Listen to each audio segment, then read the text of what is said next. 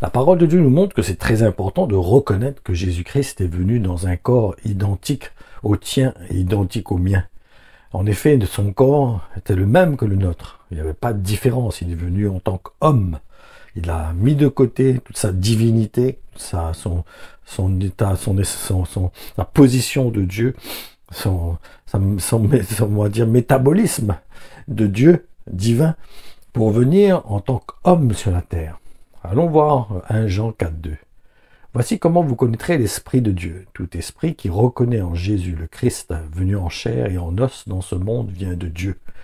Voyons que c'est vital, c'est important de comprendre que Jésus-Christ est venu dans un corps identique au tien et au mien. Il n'était pas meilleur que nous. Son corps était le même que le nôtre. Et c'est important de réaliser cela. C'est vital de comprendre cela et de ne pas se faire des idées, de mettre Jésus comme quelqu'un mi-dieu, mi-homme. Non, non, il était homme, 100% homme. Il a vraiment mis de côté toute sa position, sa divinité. Il s'est dépouillé, la Bible dit, et il est venu dans un corps identique au nôtre. En effet, le Fils de Dieu est venu dans une chair identique à la tienne, à la mienne. La parole nous explique que son corps était pareil à ce que ton corps a. Il avait le même corps que toi, le même corps que moi. Hébreux 2, 17, 18 nous dit, c'est pourquoi il a dû être rendu à tous égards semblable à ses frères. Il a pu ainsi devenir, pour leur relation avec Dieu, un grand prêtre compatissant et digne de confiance dans le domaine des relations de l'homme avec Dieu, et faire l'expiation des péchés de son peuple. Parce qu'il a subi lui-même la tentation, il peut maintenant secourir ceux qui sont tentés. Ayant lui-même souffert dans l'épreuve, il est capable d'aider ceux qui sont éprouvés par la souffrance. Donc nous voyons qu'il y avait un but qu'il a pris cette chair. C'était de pouvoir devenir le modèle, pouvoir devenir le moule, on va dire. Vous comprenez ce que je veux dire par là, par le moule. Vous savez, quand on veut fabriquer quelque chose, on fait un moule, après on a juste à remplir dedans, et un exemple, si c'est du plastique plastique liquide, le plastique va prendre la forme du moule, et quand ça va sécher, le plastique aura pris la forme du moule. Nous, c'est un peu, entre guillemets, pour vous faire comprendre que Jésus-Christ a pris le chemin pour nous, il a pris c'est lui l'exemple, c'est lui le modèle, et nous avons juste besoin maintenant de nous identifier à lui, de suivre ses traces. C'est comme si il est comme un guide, c'est comme si nous étions aveugles, et maintenant il est là pour nous conduire, pour nous prendre la main et nous conduire. C'est lui qui nous façonne, c'est lui qui œuvre en nous, c'est lui qui œuvre en nous par la puissance du Saint-Esprit. Parce que lui aussi avait reçu le Saint-Esprit. Il avait été animé du Saint-Esprit. Donc si nous sommes unis à lui jusqu'à ne faire plus qu'un, nous pouvons nous aussi accomplir la volonté de Dieu. Allons lire Jean 14, 12, 13. Vraiment, je vous l'assure, celui qui croit fermement en moi accomplira lui-même les œuvres que je fais. Il fera même de plus grandes choses, parce que je retourne auprès du Père. Et quoi que ce soit que vous demandiez en vous recommandant de moi, je le réaliserai pour que, par le Fils, la gloire du Père devienne manifeste. Nous voyons que, dans ce type de prière, elle a pour but de donner la gloire à Dieu, au travers de notre service pour lui.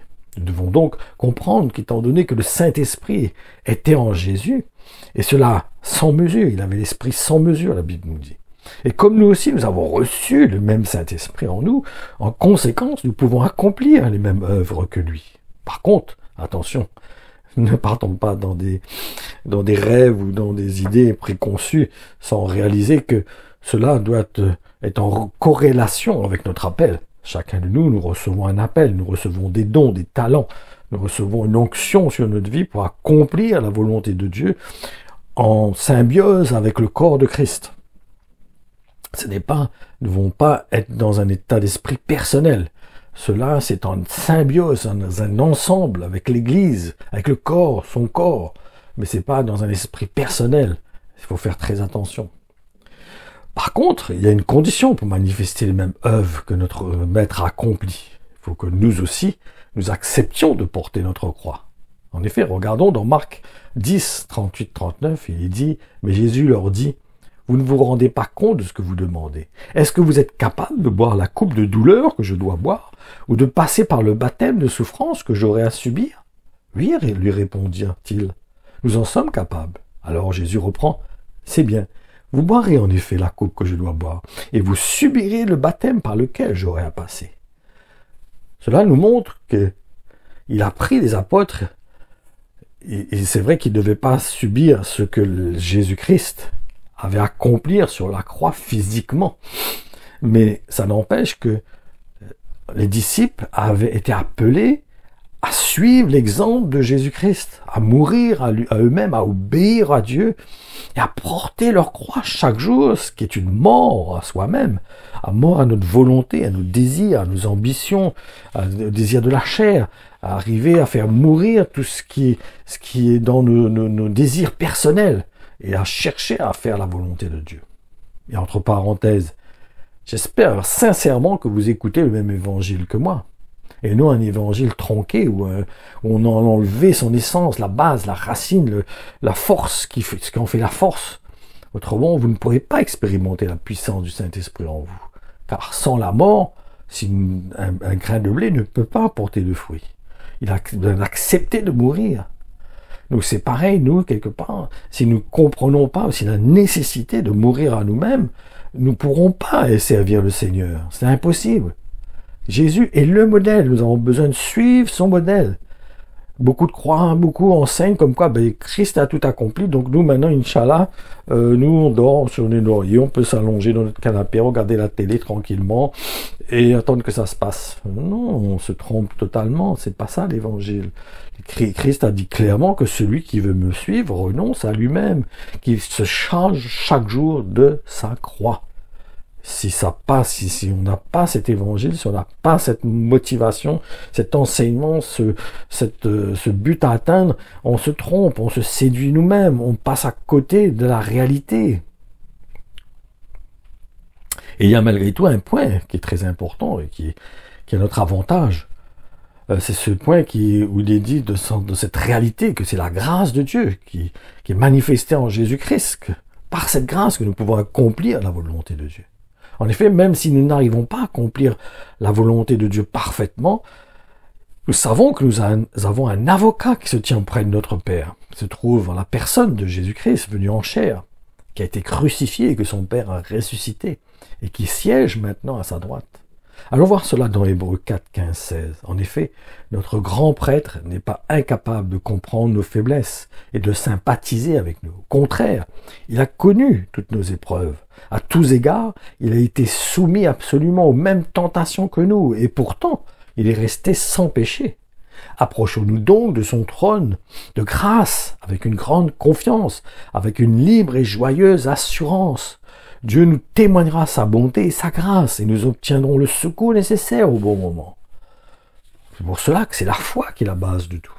Cette confiance, cette assurance de l'œuvre accomplie par le Fils de Dieu, qui est envoyé sur la terre dans un corps identique au nôtre, identique, totalement pareil. Il n'y avait pas de différence.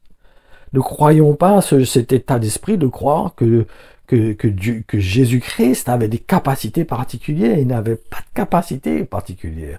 Il était juste comme David, qui connaissait Dieu. Jésus-Christ connaissait son Père. Il avait une assurance, il n'avait aucune crainte, aucun doute dans ce qu'il avait à accomplir et que son Père était avec lui pour accomplir ce que son Père lui a demandé de faire. Il dit qu'il montait chaque soir sur la montagne pour avoir des directives de la part de son papa. Et son père lui donnait les directives et il se soumettait à ces directives. Il n'accomplissait pas ce qu'il voulait. Il faisait ce que son père lui dictait de faire. Jésus est le modèle. Il est venu dans un corps semblable au nôtre afin de devenir notre modèle. Nous avons à suivre ce modèle. Pas croire que Christ c'est Christ et moi c'est moi. Non, nous sommes une nouvelle créature. Ce n'est plus nous qui vivons, c'est Christ qui vit en nous. Par son esprit, il a envoyé l'esprit qui l'animait quand il était sur la terre, quand il disait j'ai senti une puissance sortir de moi. Cette puissance qui sortait de lui, c'est la même puissance qui habite en nous. C'est le même esprit qui habite dans nos cœurs et qui peut se manifester par toutes sortes de signes et de prodiges. Mais ayons foi, ayons confiance. Mais comprenons l'œuvre de Jésus-Christ, comprenons qu'est-ce qu'il a mené à descendre de son trône de gloire pour venir dans un corps semblable au nôtre, semblable au nôtre, semblable au nôtre, à celui que nous avons, pour devenir l'exemple, pour devenir le modèle. Comme je disais tout à l'heure, comme un moule où nous avons besoin de fondre dedans et prendre sa forme. Comprenons cela, c'est important. Autrement, nous n'avancerons pas. Et arrêtons de nous laisser séduire par des messages qui sont enjolivés, qui sont emmenés. On parle seulement de petits points intéressants qui encouragent la chair, qui encouragent notre désir, mais qui ne nous emmènent pas à nous identifier à Jésus-Christ. Cela ne sert à rien. Si ce que vous entendez ne vous emmène pas à mourir à vous-même, à prendre votre croix, pour vous identifier à Jésus-Christ, ce que vous entendez est inutile. Ça ne sert à rien. Parce que quand Christ va venir chercher son Église, il va venir chercher un peuple qui s'est sanctifié, qui s'est mis à part, un peuple qui a recherché dans son cœur à faire la volonté de son maître, et une épouse fidèle qui s'est gardée intacte, qui s'est gardée pure, qui a gardé sa robe blanche, qui a revêtu Jésus-Christ. Arrêtons d'écouter des messages qui vous emmènent à rester tel que vous êtes et à ne pas vous transformer à l'image de Jésus-Christ. Ces messages ne servent à rien. Inutiles. Ça ne vous encourage seulement à vous plaire intérieurement, à vous consoler, à vous rassurer. Mais cela ne nous emmène pas à devenir un disciple de Jésus-Christ, qui ressemble à celui pour qui il s'est identifié, à qui il a accepté comme le Seigneur sur sa vie. Faisons attention, je vous exhorte, je n'arrête pas de vous exhorter de la part du Seigneur. Faites attention à ce que vous entendez, faites attention à ce que vous entendez, ce que vous écoutez, ce que vous lisez. Si cela ne vous emmène pas à mourir à vous-même, à porter votre croix, pour vous identifier à Jésus-Christ, pour bâtir votre vie sur Jésus-Christ, pour suivre son modèle, pour prendre le moule, pour le prendre comme un moule, pour prendre sa forme, pour devenir à son image, cela ne sert à rien. Vous perdez votre temps. Autant jouir du monde, autant profiter dans le monde, parce que quand Christ viendra, il ne vous prendra pas si vous êtes dans cette démarche de suivre des hommes qui apportent des choses qui satisfont la chair. Cela ne sert à rien de rien.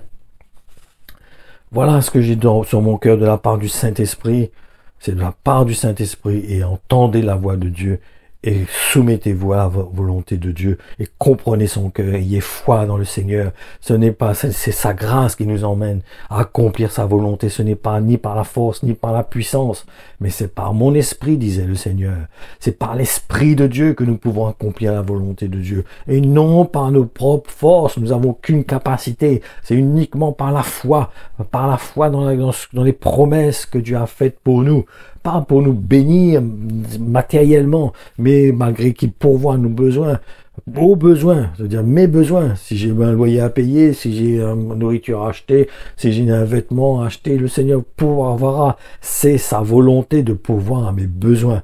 Mais ce n'est pas pour m'enrichir, ce n'est pas pour devenir riche, ce n'est pas pour courir après des choses charnelles, des choses matérielles, mais c'est pour faire la volonté de mon Père, pour faire la volonté de mon Dieu, pour en unité, en collaboration, unis avec Jésus-Christ et unis avec son Église, parce que son Église, c'est son corps. On ne peut pas rejeter son corps, on ne peut pas rejeter l'Église, parce que si tu rejettes l'Église, tu rejettes Christ.